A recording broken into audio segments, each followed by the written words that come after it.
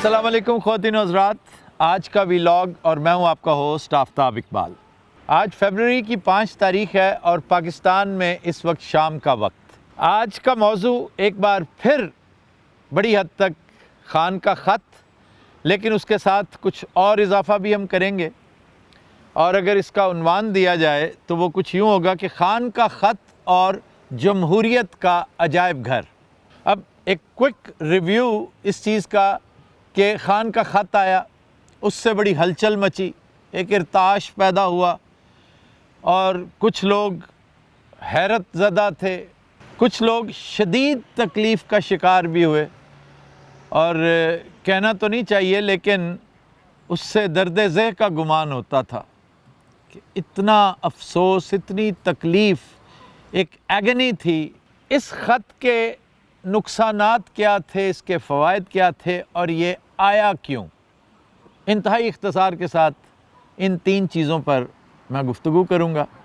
इससे पहले कि मैं गुफ्तगू शुरू करूँ, मैं जानता हूँ अपने व्यूअर्स का मिजाज, अक्सरियत ये जानना चाहेगी कि मैं कहाँ बैठा हूँ। मैं ब्लैकबर्न के मकाम पे इस वक्त मौजूद हूँ, मैनचेस्टर से कुछ फासले पर है, और मेरे अक़ब में रिबल रिवर है, रिबल स्ट्रीम, बहुत ही खूबसूरत छोटा सा क्यूट सा दरिया है और इस वक्त अटा पड़ा है ये कैनेडियन गीज़ के साथ। इसके शॉट्स भी मैं आपको दिखाऊंगा। मेरे बाज़ दोस्त एतराज़ करते हैं कि जनाब हम तो सिर्फ व्लॉग देखने और सुनने के लिए बैठे होते हैं, हम नज़ारों के लिए नहीं बैठे होते। तो भाई दूसरों का क्या कसूर है। आप हैरान होंगे, कुछ ऐसे लोग भी मौजूद हैं जो कहते हैं कि हम सिर्फ नज़ारे देखना चाहते हैं, सियासत हमारा मौजू नहीं है। तो हर तरह के लोग होते हैं, जैसे भांत भांत की बोलियां नहीं बोलते, इस तरह भांत भांत की बोलियां सुनने वाले भी होते हैं। चुनांचे हर एक को बर्दाश्त किया करें। ख़ान के ख़त का वाहिद नुकसान ये है कि हमें लगातार इसी मौजू पे बात करनी पड़ रही है। हालांकि अब ये कदरे बोरिंग लगने लगा है कि एक ही मौजू है, धड़ाधड़ उसी के ऊपर बातचीत होती चली जा रही है, जैसे और मौजूआत ही ख़त्म हो गए। कोई उसके हक़ में है, कोई उसके ख़िलाफ़ है, कोई हैरत ज़दा जैसे मैंने कहा है, और तकलीफ़ का पहलू जो है वो भी नुमायाँ है। उसका ज़िक्र आगे चल के इख्तिसार के साथ करेंगे। ख़त के फ़ायदे क्या हैं जी, ये भी एक अहम सवाल है। सबसे बड़ा फ़ायदा ख़त का ये है कि एक बड़ा सॉलिड पैगाम गया है, बहुत सॉलिड पैगाम इस मुल्क की सबसे बड़ी सियासी जमात के कायद की तरफ से कि हमारे इख्तलाफात जिस तरह के भी हों, कभी भूले से भी, गलती से भी मत सोचना कि तुम पाकिस्तान को मैली नज़र से देख सकोगे। ये पैगाम अंदरूनी दुश्मनों के लिए भी है, बैरूनी दुश्मनों के लिए भी है। मेरी इस बात पे बाज़ लोग बुरा मानेंगे कि जी ये कौन होता है पैगाम देने वाला। तो भाई वो इस मुल्क की सबसे बड़ी सियासी जमात का कायद है। या अगर आपकी बात भी मान ली जाए तो आप सजेस्ट करें कि ये पैगाम किसकी तरफ से जाना चाहिए था, नवाज़ लीग की क़यादत से, ये पीपल्स पार्टी की क़यादत से। मतलब मैं कोई अदाकारी नहीं करना चाहता, मैं बड़े चटखारे ले के गुफ्तगू नहीं करना चाहता, मैं वैसे एक जेन्युइन सा जेंटलमैनली सवाल करना चाहता हूँ कि ये पैगाम और किसकी तरफ से जाना चाहिए। आप ज़रा भेज कर तो देखिए, वो हंस हंस के बेहाल ना हो जाएं तो फिर कहिएगा। इसलिए जो हकीकत है वो हकीकत है, उससे रूगर्दानी आप करते रहें, इससे फ़र्क कोई नहीं पड़ेगा। दूसरा फ़ायदा ये कि ताज़गी, फ्रेशनेस और बल्कि फ्रेगरेंस की एक फ़िज़ा महसूस हुई है जब हमने एलामिया पढ़ा कोर कमांडर्स कॉन्फ्रेंस का। आप इससे अंदाज़ा कर लें कि आज भी इवन ख़ान के चाहने वाले वो ओन करते हैं अपने कोर कमांडर्स को, अपनी फ़ौज को, जिस तरह ख़ान ओन करता है कि मुल्क भी मेरा, फ़ौज भी मेरी। तो ये नारा ख़ान के चाहने वाले हर शख्स की ज़बान पे है कि मुल्क भी मेरा, फ़ौज भी मेरी। कुछ लोग इसमें इस्लाह करने की कोशिश करते हैं कि जनाब सारी फ़ौज नहीं, वो फ़ौज जो आइन के तहत फ़लाँ फ़लाँ फ़लाँ, इस वक्त इन चीज़ों को छेड़ना बेकार है। थोड़ा सा गौर करें कि मगरबी सरहदों पे क्या हो रहा है, कुछ सोचें कि ईस्टर्न बॉर्डर्स पे लगातार क्या कुछ हो रहा है। ये किसने कहा था कि घुस के मारेंगे तुम्हें, और फिर घुस के मारा गया। فالس فلیگ آپریشنز کیے جاتے ہیں اور ہمارے سر پہ تھوپ دیے جاتے ہیں اور ہم چپ کر کے بھیگی بلی بن کے بیٹھے ہیں, کوئی بات نہیں کر رہے. پھر ایک اور بڑا خوشگوار پہلو میں سمجھتا ہوں, جب پیچھے اسٹرینگتھ ہو نا 90% آف دا الیکٹوریٹ کی, تو پھر آپ ہر طرح کی مصلحت کوشی سے بے نیاز ہو جاتے ہیں. ایک طویل عرصے بعد کور کمانڈرز کانفرنس میں انڈیا کا باقاعدہ تذکرہ ہوا ہے, اور تذکرہ ہی نہیں ہوا, انڈیا کو ایک پیغام دیا گیا ہے. میں سمجھتا ہوں بڑے ڈیسنٹ انداز میں دیا گیا ہے, لیکن یہ پیغام جہاں پہنچنا چاہیے تھا پہنچ گیا ہے, اور یہ انتہائی بروقت دیا گیا پیغام ہے, اور اس کے بڑے دور رس نتائج ہوں گے. اس کو صرف وہی سمجھ سکتا ہے جس کو اللہ نے وہ فہم دیا ہو, یہ ہر ایک کے سمجھنے کی چیز ہے ہی نہیں. تیسرا فائدہ تھوڑی سی کامیڈی, تھوڑا سا مزاح, کوئی مخول شخول پی ٹی وی کے حوالے سے دیکھنے میں. ایک طویل عرصے بعد میں نے 50-50 کے بعد, کلیاں کے بعد کو پہلی مخولیہ چیز دیکھی ہے کہ جو تبصرہ پی ٹی وی نے کیا وہ عسکری ذرائع نہیں کہا, سیکیورٹی ذرائع کے مطابق اس طرح کی باتیں کی ہیں. ایسا لگتا ہے کہ اس بیانیے کا منبع راول پنڈی نہیں بلکہ خالصتاً اسلام آباد ہے, کہ نہ تو یہ خط ملا اور نہ ہم اس کا جواب دینا چاہتے ہیں. یعنی کہ ہم کوئی ایگر نہیں ہیں کہ ہمیں ملے خط اور ہم اسے دیکھیں, اور بھائی یہ خط تمہارے لیے تھا ہی نہیں, یہ جس کے لیے تھا اس تک پہنچا, اور اس کے جو اثرات مرتب ہونے تھے ان کا آغاز ہو چکا ہے. آپ کی البتہ گفتگو سے, آپ کی نیوز لینگویج سے, آپ کے ان فکروں سے وہ اسکول کا بچہ یاد آتا ہے جو اکثر کہتا پایا گیا ہے کہ جو کہتا ہے خود ہی ہوتا ہے. بلکہ میں پھر پوری کوشش کرتا ہوں کہ اداکاری نہ کرنی پڑے. کاش اس وقت کوئی اداکار میرے ساتھ ہوتا تو وہ یہ کر کے دکھاتا کہ جس طرح یوں کر کے بات کرتے ہیں نا ضدی بچے, اس طرح کی کیفیت تھی. پھر کچھ ناراض اور انتہائی منحوس anchors, vloggers, YouTubers, so called influencers, پتہ نہیں یہ کسے انفلوئنس کرتے ہیں, بمشکل ان کے گھر والے ہوتے ہوں گے ان سے انفلوئنس. وہ البتہ سخت پیچ و تاب بھی کھا رہے ہیں, غصے میں بھی ہیں. بھائی تم زیادہ ٹھٹھا کرو, مذاق اڑاؤ خان کا, لڈیاں ڈالو کہ دیکھیں جی وہ این آر او مانگ رہا ہے اور ہم دے نہیں رہے, ہم دے نہیں رہے. آپ ناراض کیوں ہو رہے ہیں؟ آپ غصے میں کیوں آ رہے ہیں؟ آپ یہ کیوں کہہ رہے ہیں کہ بھئی یہ کیوں بھیجا گیا خط؟ آپ کے لہجے, آپ کے رویے سے لگ رہا ہے اوے چلو تم ریجیکٹڈ ہو, آؤٹ, تمہیں کسی نے پسند نہیں کیا, تمہارا خط کسی نے قبول نہیں کیا. تو بھائی اس کا فیصلہ مورخ کو کرنے دو.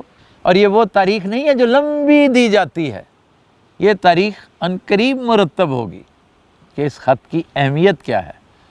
میں نے اس خط کو بارش کا پہلا قطرہ کہا ہے, اور اللہ نے چاہا تو یہ ثابت ہوگا. یار دور نہ جائیں, ایک بات پلے باندھ لیں اور اس پہ غور کرتے رہیں.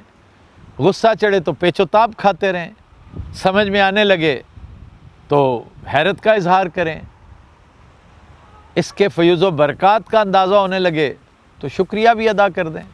میرا نہ کریں, خان کا کریں, یا ان لوگوں کا کریں جنہوں نے اس میں معاونت کی ہے. ایک فکرہ جو میں دینے لگا ہوں, اس کے بعد پھر چھوٹی سی ایک اور بات, اور پھر عجائب گھر کا تذکرہ. آج عجائب گھر کا تذکرہ بھی بہت ضروری ہے. فکرہ یہ ہے کہ کبھی آپ نے غور کیا ہے کہ یہ خط آیا کہاں سے ہے؟ کیا یہ خط صرف خان نے لکھا ہے؟ اگر لکھا ہوتا تو اس سے پہلے کیوں نہیں آ گیا؟ انتظار کس کا ہوتا رہا؟ اور 5 فروری کے آس پاس اس نے آنا تھا. آج دیکھیے 5 فروری ہے, تاریخ کے صفحات کھنگالیے, آپ کو سمجھ آئے گی کہ 5 فروری کی اہمیت کیا ہے. تو میرا اندازہ ہے, ہو سکتا ہے غلط ہو, آپ سارے کا سارا ویلاگ اندازے قیافے سے کر لیتے ہیں. اگر ایک آدھ اندازہ میرے جیسا درویش بھی لگا لیتا ہے تو اس میں کیا حرج ہے. میرا اندازہ ہے کہ یہ خط ریکویسٹ پہ لکھا گیا ہے.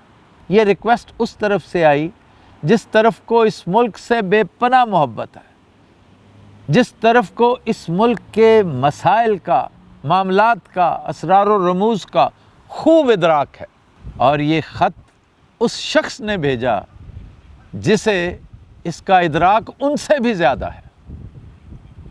चुनाचे ये एक बड़ा खूबसूरत कॉम्बो था और उसके नतीजे में ये ख़त लिखा गया।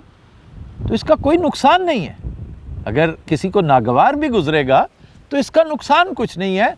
इसने जहाँ पहुँचना था वो पहुँच गया। लेट्स प्रिज्यूम कि ये किसी लोकल बंदे के लिए था ही नहीं, इसलिए ये सरासर फ़ायदे की बात थी, इसमें घाटे का सौदा कहीं नहीं था।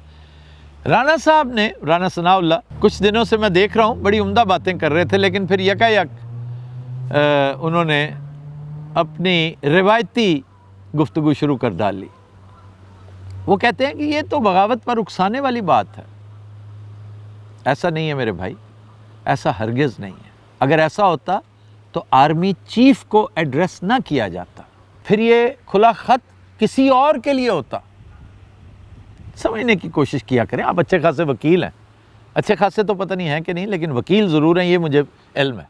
फिर शहबाज गिल का हवाला देना भी बनता है कि उन्होंने अपने व्लॉग में इस खदशे का, बल्कि मैं समझता हूँ ख्वाहिश का इजहार किया है कि एक पर्चा उन पे मज़ीद हो जाए। वो समझते हैं कि उनका नाम लेकर ये गुफ्तगू जारी है कि ये तो खुली खुली बगावत है और इस पर तो पर्चा होना चाहिए, और ख़ान पर, शहबाज गिल पर एक नया पर्चा तैयार हो रहा है। तो मैं नहीं समझता इसका कोई जवाज़ भी है। वैसे तो बेशुमार चीज़ें मौजूदा हुकूमत ने बिला जवाज़ की हैं, बेशुमार नहीं, 95% बिला जवाज़ ही की हैं। उसका अपना जवाज़ नहीं है। अब फार्म 47 भी कोई जवाज़ है जिसके तहत ये हुकूमत मार्ज़ वजूद में आई है। तो अगर वो जवाज़, वो उज़र एक्सेप्ट हो सकता है तो फिर ये भी मुमकिन है, ऐसी कोई बात नहीं। ये हो सकता है इतनी मखौलिया ख्वाहिश ना हो हमारे दोस्त शहबाज गिल की जितनी मुझे महसूस हो रही है। अब आ जाइए अजायब घर की तरफ। एक मकाम है यहाँ पे, सोली एबी, बिल्कुल करीब है यहाँ से। उसके खंडरात हैं और बड़े लाजवाब खंडरात हैं। ये लगता है कि इस इलाके की सबसे बड़ी क्रिश्चियन खानगाह थी। इसमें बड़े बड़े राहिब, बड़े बड़े पादरी, प्रीस्ट्स रहा करते थे और यहाँ पर सुबह शाम अक्ल खिरत का, अखलाकियात का दर्स दिया जाता था। लेकिन आज 700-800 साल बाद उसके रुइंस हैं जो नज़र आते हैं। तो इस एबी के रुइंस देखकर मुझे ये ख्याल आया कि आज से को 1000 साल बाद जब हमारे यहाँ लोग माजी के मज़ार देखने आएंगे तो बड़े बड़े अजायब घर कायम होंगे। उनमें से मैं एक दरख्वास्त करके मशवरा दे के जाऊँगा आने वाले मुंतज़मीन को, पाकिस्तान के हवाले से एक अजायब घर कायम किया जाए जिसे जमहूरियत का अजायब घर कहा जाए, या उस अजायब घर के एक सेक्शन का नाम जमहूरी अजायब घर, डेमोक्रेटिक म्यूज़ियम रखा जाए। मैं प्रपोज़ करने जा रहा हूँ अनकरीब उस शानदार लाजवाब म्यूज़ियम में 100 आदमियों के मुजस्समे वो ज़रूर रखे जाए। बचपन में एक किताब पढ़ा करते थे 100 बड़े आदमी, तो इस सेक्शन का नाम होना चाहिए 100 बहुत बड़े आदमी। इन्होंने जमहूरियत की बड़ी खिदमत की है। पाकिस्तान को इन हालों तक पहुंचाने में इनका बड़ा किरदार है, बड़ा रोल है। तो 100 लोगों के इस म्यूज़ियम की पहली किस्त पेश खिदमत है। इब्तदाई 7 मुजस्समे। अब आप गेस करके बताइएगा कि ये 7 मुजस्समे किस किस के हैं।